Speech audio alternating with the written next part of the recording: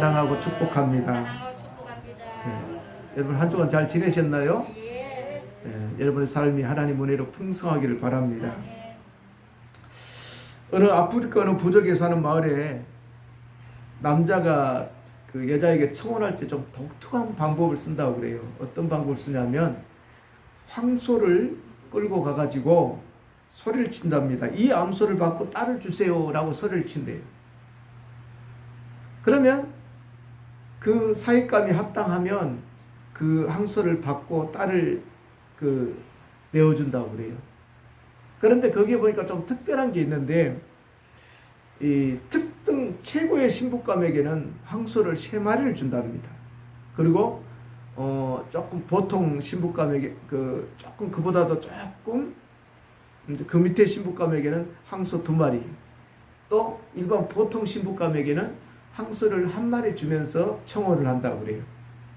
그런데 어느 선교사님이 그 마을에 사역을 하고 있는데, 하루는 어느 청년 한 사람이 자기 친구들과 함께 황소를 9마리를 끌고 가더래요. 청혼을 하기 위해서. 그러니까 사람들이 막 신기해가지고 도대체 어떤 신부감이기에 황소를 저렇게 많이 끌고 가지, 대단한 신부감인가 보다 싶어가지고 사람들이 웅성웅성하면서 따라갔대요. 그래서 쭉 보게 되니까 마을 촌장 집도 아니고, 또 바나나 농장을 하는 농장 주인 집도 아니고, 또 마을 여선생 집도 아니고, 쭉 한참을 가더라는 거예요.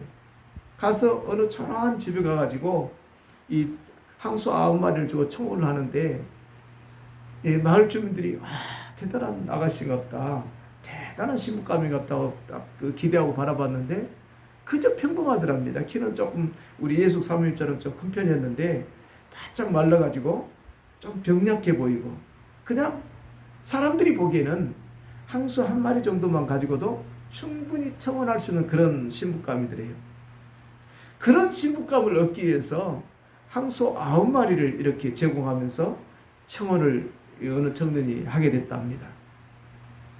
한참 마을 주민들이 그냥 의아해하고, 혹시 저 청년이 저 천의 마술에 걸려서 혹시 저렇게 되는 것 아닌가 하고 의아해했다고 그래요. 그러다가 한참 시간이 지나서 이 선교사님이 그 청년과 만나게 됐답니다.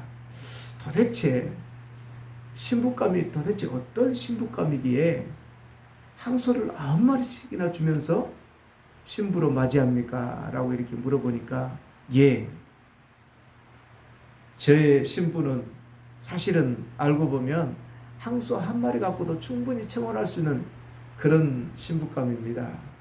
그런데 왜 9마리씩이나? 저는 그 여인을 너무너무 사랑합니다. 내가 사랑하는 여인이 혹시나 항상 살아가면서 황소 2마리, 황소 3마리 받았던 사람과 비교돼서 항상 위축되어 살까 싶어서 저는 내가 최고로 여기는 그 여인에게 최고의 가치를 부여했습니다. 라고 이렇게 대답을 하더라는 거예요. 여러분, 자기가 사랑하는 사람이면 그 사람이 최고의 사람이 아닐까요? 여러분, 그렇지요? 여러분들이 사랑하는 가족이라면 여러분들의 눈에는 최고의 사람 아닌가요? 목사가 사랑하는 성도 같으면 우리 한사람교회 모든 성도들이 최고의 성도입니다. 여러분들이 귀하게 여기는 목사라면 이 세상의 어떤 목사들과 비교할 수 없는 최고의 목사가 될 것입니다. 여러분, 그렇게 믿으시죠? 여러분, 그렇다면 여러분의 신분과 가치가 어느 정도 되는 것 같아요? 지금 이 시간 예배를 드리면서 과연 우리는 어떤 가치를 가지고 있을까? 여러분, 생각해 보셨나요? 여러분, 자기 가치를 아는 것은 중요하겠죠. 우리가 지금 하나님 앞에서 예배를 드리는데 하나님 앞에서 우리들의 가치는 어느 정도 될까? 어느 정도 되는 것 같아요? 그냥 보잘것없는 사람들일까요? 여러분, 그렇지 않습니다. 우리는 누구의 가치라고요? 하나님의 가치입니다. 예수 그리스도의 가치입니다. 예수님께서 저와 여러분들을 위해서 십자가에서 생명을 내어주기까지 사랑하는 정말로 존귀한 가치다 그 말입니다. 그러고 보면 우리는 하나님의 자녀요, 하나님의 왕자요, 공주인 줄로 믿습니다. 여러분 1882년 미국의 국민 작가 마크 트웨인이라는 사람이 지은 책이 있습니다. 거지와 왕자. 아마 어렸을 때 한 번쯤 읽어봤는지 모르겠어요. 여러분 왕자와 거지가 얼굴이 비슷해가지고 옷을 한번 바꿔 입기를 시작했어요. 한번 그 옷을 한번 바꿔 입자고 그랬어요. 그 전체적인 내용이 그렇습니다. 그런데 옷을 한번 딱 바꿔 입었는데 호위병의 실수로 실제적인 왕자를 궁궐에서 쫓아낸 거예요. 그리고 거지가 왕자로 행세하게 되고 진짜 왕자는 거지처럼 행세하게 되는 것입니다. 그러면서 이루어졌던 모든 사건들을 기록했던 내용이 거지와 왕자 그 책에 기록된 내용들입니다. 한마디로 말하면 이 사건을 쉽게 말하면 유럽의 전설을 바탕으로 해서 해학과 풍자를 더해 쓴 모험 소설인데 이 소설이 주는 의미가 굉장히 큰 의미가 있어요. 어쩌면 우리의 신분, 저와 여러분들의 신분을 닮은 그런 소설과 같다 그 말입니다. 여러분 저와 여러분들은 하나님의 자녀가 맞으시지요? 아멘. 여러분 그렇습니까? 아멘. 그렇다면 하나님의 자녀 같으면 하나님의 왕자요? 하나님의 공주 확실한가요? 우리 한번 옆에 사람 보면서 당신은 하나님의 왕자고 공주입니다. 인사 한번 합시다. 여러분 그렇다 해서 공주병이 걸리면 안 되겠죠? 왕자병이 공주병이 걸리면 안 되겠지만 우리는 분명한 것은 누구의 자녀라고요? 하나님의 자녀. 그러면 하나님의 왕자요 공주입니다. 하나님의 왕자고 공주인데 우리가 거지처럼 살아간다면 어떻게 될까요? 우리가 믿음 생활을 거지처럼 한다면 안 되겠지요. 여러분 그러면 안 된다 그 말이에요. 그래서 베드로 사도는 베드로전서 2장 9절에서 우리에게 놀라운 말씀을 주고 있습니다. 우리 같이 한번 읽어봅니다. 시작. 그러나 너희는 택하신 족속이요 왕같은 제사장들이요 거룩한 나라요 그의 소유된 백성이니. 아멘. 우리 다시 한번 읽어볼까요? 저와 여러분들에게 주신 말씀입니다. 시작. 그러나 너희는 택하신 족속이요 왕같은 제사장이요 거룩한 나라요 그의 소유된 백성이니. 아멘. 여러분 저와 여러분들이 거룩한 제사장이지만 왕같은 제사장이라는 거예요. 하나님이 택하신 백성들인 줄로 믿습니다. 여러분 그렇다면 왕같은 제사장이라면 우리는 어떻게 될까요? 우리의 마음을 다스려야 돼요? 안 다스려야 돼요? 다스려야 되죠. 죄도 다스려야 됩니다. 사단도 다스려야 돼요? 안 다스려야 돼요? 다스려야 돼요. 이 세상의 모든 것을 다스릴 수 있는 권세가 있어야 된다 그 말입니다. 그런데도 불구하고 우리가 그런 권세를 잃어버리고 살아간다면 오늘 제가 여러분들에게 잠깐 소개했던 왕자와 거지가 바뀐 것처럼 하늘나라의 왕자고 하늘나라의 공자이면서도 거지처럼 살아간다면 우리는 정말로 불행한 인생이겠지요. 그래서 오늘 본문은 특별히 이 이스라엘의 왕이 되는 자, 이스라엘의 왕자가 되고 이스라엘 공자가 되는 그런 사람들에게 주시는 말씀입니다. 오늘 본문 말씀을 잠깐 살펴보면 하나님의 백성으로 선택받은 이스라엘의 백성이 40년 광야 생활을 마치고 모압 평지에서 도착할 때를 배경하고 있습니다. 그러니까 출애굽 1세대는 다 죽게 됐습니다. 그래서 출애굽 2세대를 세워놓고 이제는 하나님의 백성으로서 어떻게 살아가야 될 것을 지금 설계하고 있는 내용이 오늘 본문의 내용의 배경을 두고 있습니다. 그래서 하나님의 백성으로서 정체성과 도리를 설계하는 것으로 구성되어 있는 것이 오늘 본문의 내용입니다. 특히 본문은 이스라엘 왕으로서 선택받은 자가 복을 누리고 하나님의 권세를 드러내며 살 수 있는지를 어떻게 하면 하나님의 자녀로서 하나님께서 세우신 지도자로서 하나님께서 선택받은 백성으로서 어떻게 능력을 하나님의 능력으로 살아갈 수 있는지를 말씀해 주고 있다 그 말입니다. 그래서 선택받은 왕이라고 세우게 되는 왕에 대해서 비유로 말씀하고 있는데 이 말을 다른 방식으로 해석하게 되면 하나님의 선택받은 자녀들 왕자요 공주 같은 저와 여러분들이 어떻게 살면 거지처럼 살지 않고 왕자처럼 살 수 있는가를 말씀해 주고 있다 그 말입니다. 여러분, 우리는 하늘나라의 왕자고 공주인 줄 믿습니다. 하늘나라의 왕자고 공주 같으면 여러분, 이 땅에서 저와 여러분들이 능력 있는 삶을 살아야 됩니다. 여러분 믿으시죠? 그런데도 불구하고 우리가 거지처럼 산다면 안 된다는 거예요. 그래서 왕처럼, 왕자처럼, 공주처럼 살려면 오늘 어떻게 살아야 되는가를 말씀해 주고 있다 그 말입니다. 여러분, 어떻게 살라고 말씀하셨을까요? 첫 번째로 보니까 말씀을 가까이 하며 지켜 행하라는 것입니다. 우리 한번 따라서 말씀을 가까이 하고 지키고 행해야 된다. 네, 말씀을 가까이 하면서 지키고 행하게 되면 능력 있고 권세 있는 삶을 산다고 말씀하고 있는 것입니다. 오늘 본문 18절과 19절 말씀을 우리 한번 같이 읽어봅니다. 시작.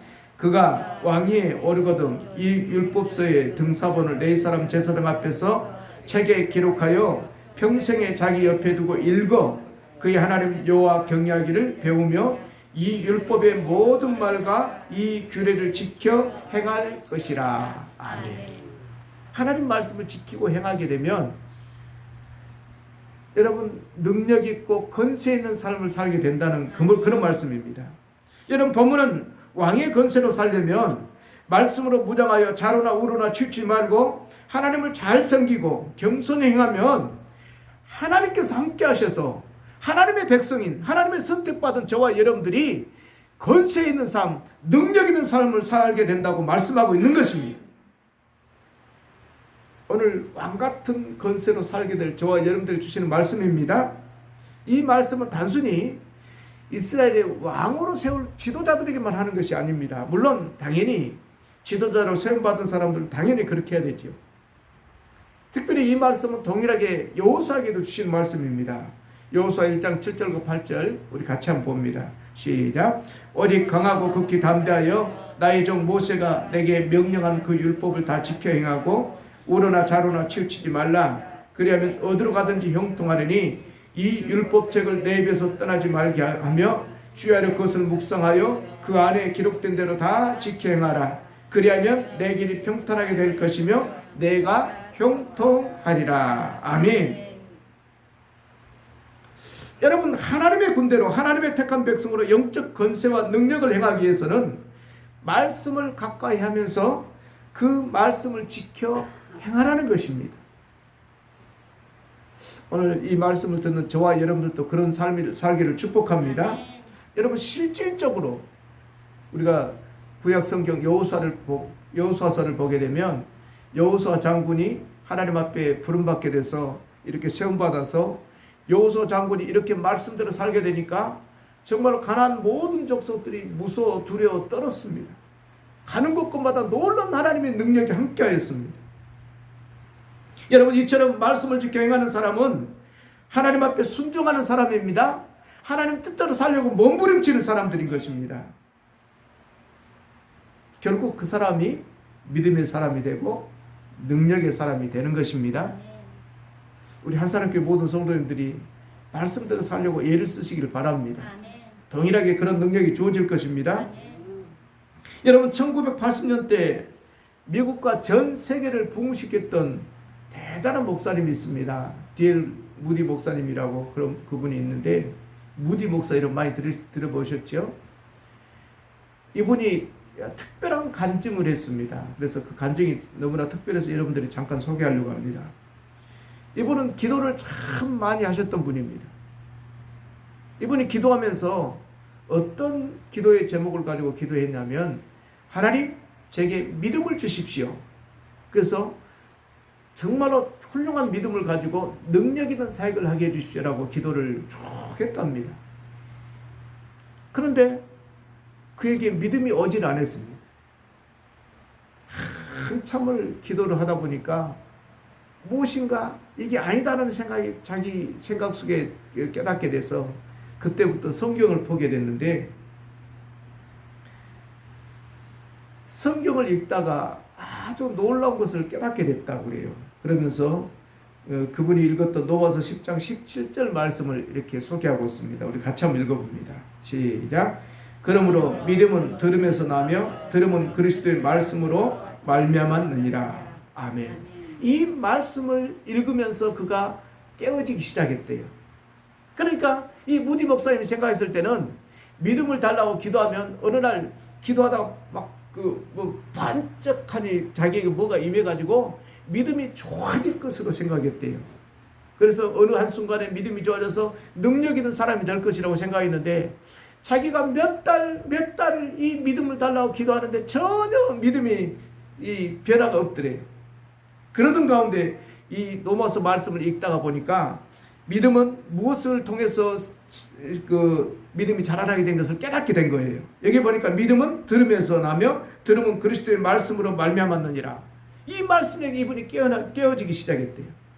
그래서 그때부터 하나님 말씀을 계속 읽고 묵상하고 이 말씀을 지켜 행하고 하니까 이분이 자기도 모르는 사이에 믿음이 성장하게 되고 어떤 사람이 됐을까요? 능력 있는 군사가 됐대요. 사랑하는 성도 여러분, 우리는 하늘나라의 왕자고 공주인 줄로 믿습니다.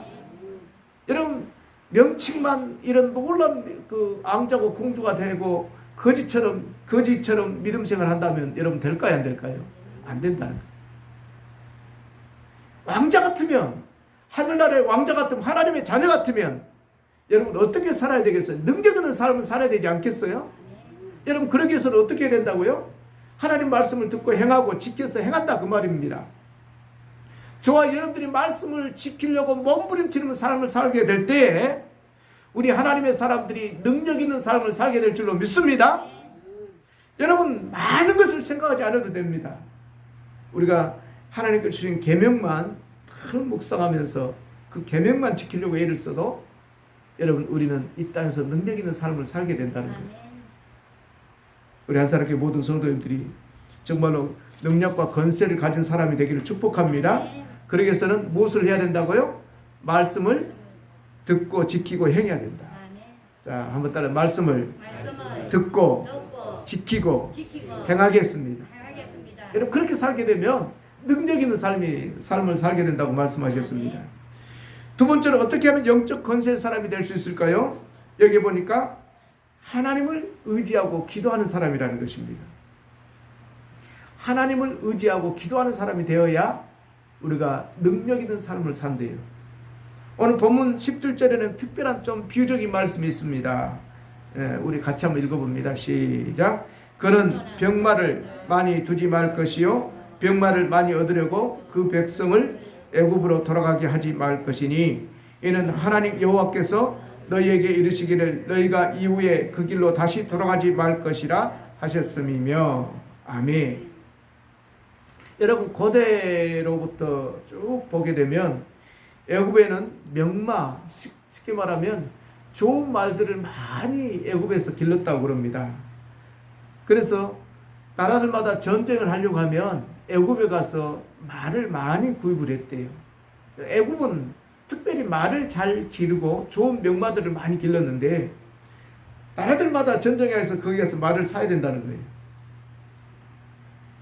그러나 이스라엘의 왕이 된 자, 하나님께서는 왕의 권세를 가지고 살기를 원하는 자는 이런 것을 많이 두지 말라고 그랬어요.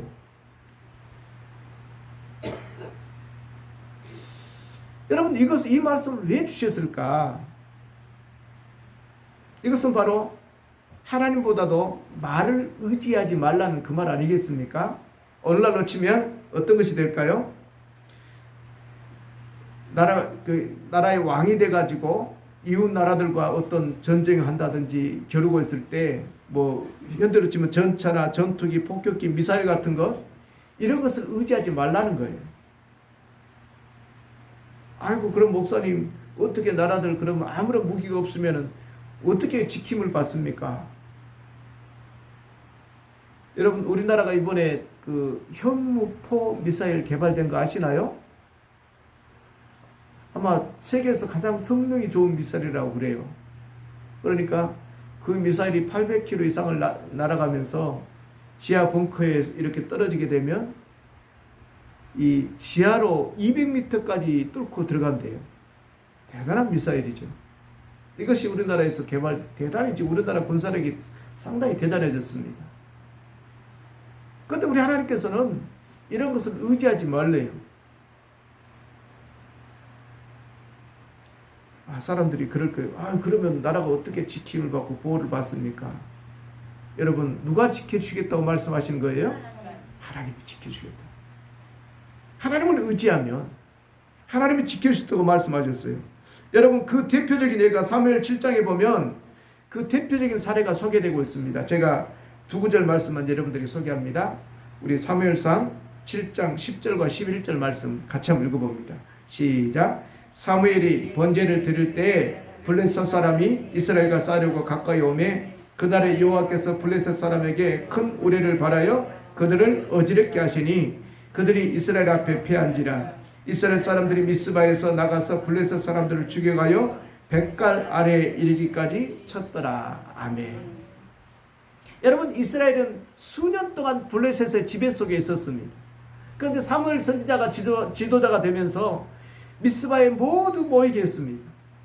너희들이 전심으로 하나님께 돌아오려거든 하나님 앞에 회개하고 전심으로 하나님 앞에 예배하기를 요구를 했습니다. 그런데 미스바에 모였다는 소식을 듣고 블레셋 군인들이 이스라엘 치려고 전부 에워쌌습니다. 얼마나 무섭고 두려운 상황이겠습니까? 아무런 전쟁할 만한 무기 없습니다. 그런 상황 속에서도 사무엘 선지자는 누구를 의지하게 하셨을까요? 전심으로 여호와를 의지하게 하셨습니다. 그때 하나님께서 오늘 본문을 읽어보니까 어떻게 하셨어요? 하늘에 우레를 발해가지고 하나님이 지켜주시고 하나님이 물리쳐 주셨어요. 이스라엘은 특별한 전쟁도 하지 않고 뒤쫓아가서 그들을 물리치기만 했습니다. 여러분, 이스라엘 역사, 수없는 역사 가운데 보게 되면 하나님을 철저히 의지하고 하나님 뜻대로 살아갈 때는 누가 지켜주셨어요? 하나님이 지켜주셨어요.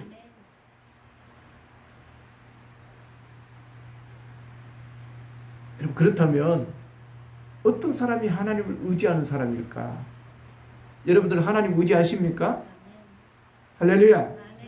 하나님 의지하시나요? 여러분, 어떻게 의지하고 계십니까?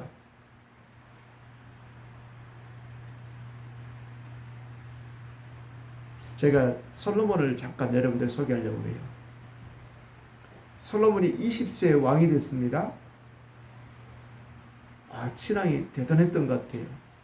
20세 왕이 돼가지고 왕이 되자마자 어떤 생각을 하게 되냐면 하나님 앞에 1000마리의 제물로 하나님 앞에 번제를 드리게 돼요.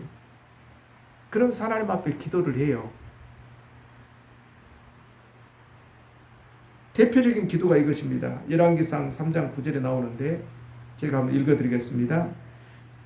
누가 주의 이 많은 백성을 재판할 수 있사오리까? 듣는 마음을 종에게 주사 주의 백성을 재판하여 선악을 분별하게 하옵소서라고 이렇게 기도를 해요.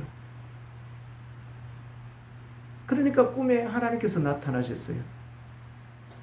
1000마리의 제물을 드리니까 하나님께 꿈에 나타나셔서 내가 너에게 무엇을 해주기를 원하느냐라고 하나님께서 물으실 때 바로 이 말씀을 기도를 하게 됩니다. 이 많은 백성을 어떻게 저 같은 사람이 재판할 수 있겠습니까? 듣는 마음을 주셔서 지혜롭게 백성을 선악을 지혜롭게 분별해서 재판을 쓰게 해달라고 그런 간구를 솔로몬이 하게 됩니다. 그러니까 하나님께서 그 기도를 보시고 너무 하나님의 마음이 합한 기도가 되니까 하나님께서 그를 축복하시면서 부귀와 영광 모든 것을 그에게 주셨어요. 대단한 축복을 그에게 주셨습니다. 여러분, 솔로몬이 왜 이런 축복을 받게 됐을까요? 그것은 바로 그가 왕으로 되면서 누구를 의지했어요? 하나님께 의지했습니다. 하나님 자신의 연약함을 깨달았기 때문에 그는 하나님을 의지했기 때문에 무엇을 했다고요? 기도를 했다는 거예요.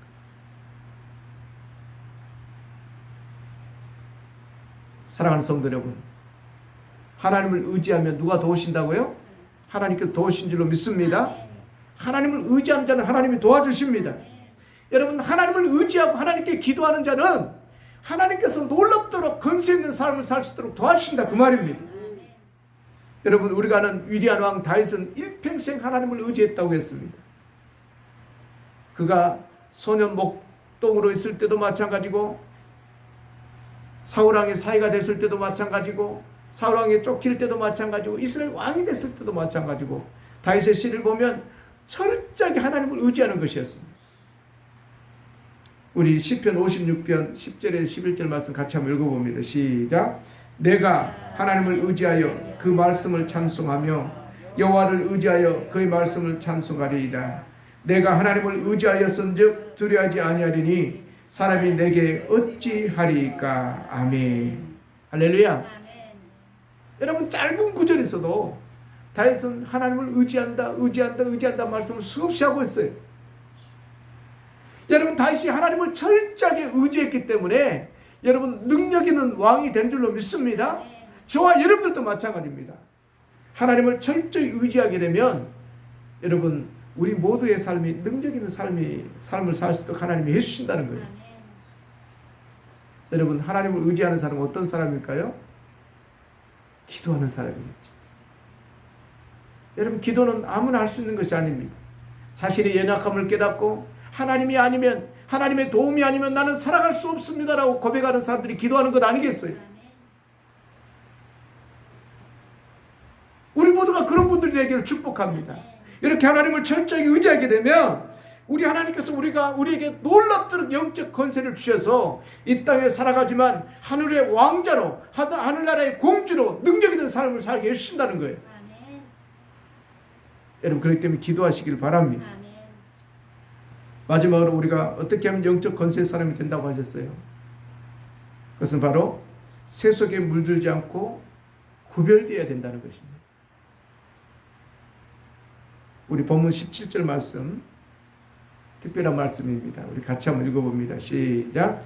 그에게 아내를 많이 두어 그의 마음이 미혹되게 하지 말 것이며 자기를 위하여 은금을 많이 쌓지 말 것이니라. 아멘. 여러분, 본문 말씀은 조금 특별해요. 그에게 아내를 많이 두어 그의 마음이 미혹되지 하지 말 것이며 자기를 위하여 은금을 많이 쌓지 말 것이다. 여러분, 우리 하나님의 자녀들, 우리 성도들에게 끊임없이 요구되는 것이 무엇일까요? 우리 박원수 집사에게 하나님께서 끊임없이 요구하는 것이 있을 것입니다.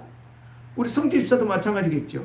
하나님께서 끊임없이 우리 모두에게 요구하는 것이 있는데 그것이 바로 구별된 삶입니다.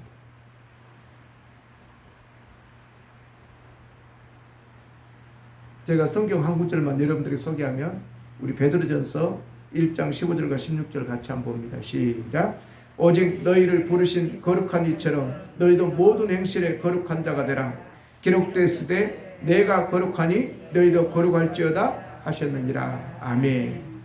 여러분, 이 말씀이 여러분 어디서 많이 들었던 말씀이죠. 베드로 사도를 통해 주시는 말씀이지만 구약 성경에 보게 되면 하나님께서 이스라엘 백성들에게 수없이 했던 말씀입니다. 내가 거룩하다.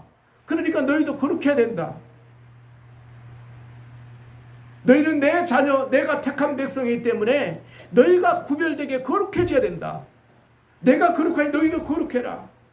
구별되어 살라, 그 말입니다. 아까도 소개했던 것처럼 우리가 잘 아는 솔로몬, 여러분 잘 아시죠?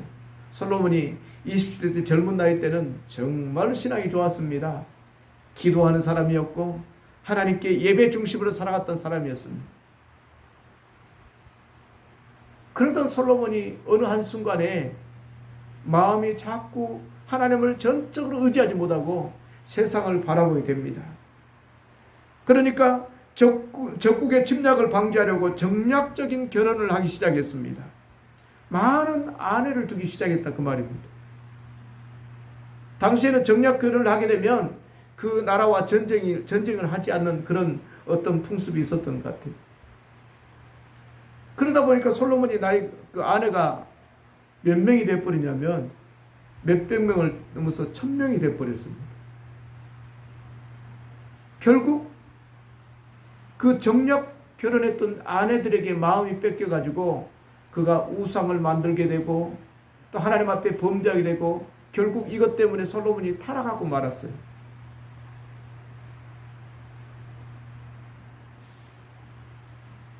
여러분, 그렇기 때문에 남자들은 결혼을 잘해야 돼요. 이제 어떻게 해야 돼요? 아내를 잘 만나야 되겠죠? 우리 남편 되시는 분들 그렇죠? 여러분, 우리 속담